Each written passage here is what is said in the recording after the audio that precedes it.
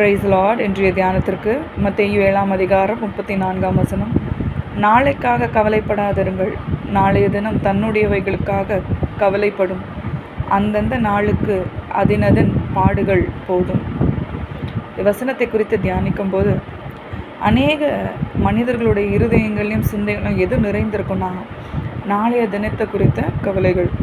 அவங்களுடைய பிள்ளைங்க, அவங்களுடைய வாழ்க்கை, அவங்களுடைய எதிர்காலம், பண தேவைகள் எல்லாமே குறித்து அடுத்த நாளை குறித்து ஒரு சிந்தனை இருந்து கொண்டே இருக்கும்.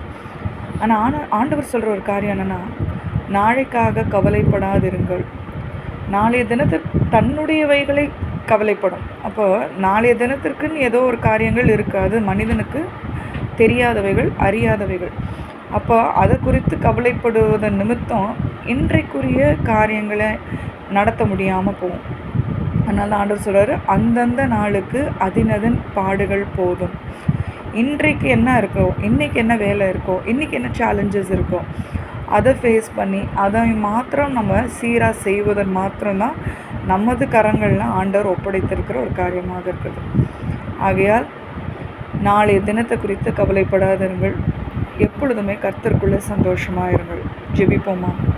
அன்பின் பரலோக தகப்பனே, நாளைய தினத்தை குறித்து ஆண்டவரை கவலைப்படுகிற ஒவ்வொரு ஜனத்திற்காக பிள்ளைகள் காப்பாறுபடியில் வருகிறோம்.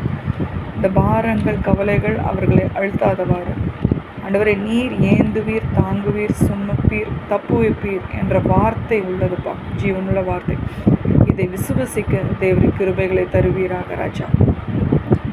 அந்தந்த நாளைக்குரிய ஆண்டவரை காரியங்களை நடப்பிக்க பலத்தையும் சத்துவத்தையும் கிருபைகளையும் தர வேண்டுமாய் நாங்கள் ஜெபிக்கிறோம். இயேசுவின் நாமத்தில் நாங்கள் ஜெபித்து ஜெயங்கள் எடுக்கிறோம். எங்கள் ஜெபம் கேளும் நல்ல பிதாவே. ஆமென்.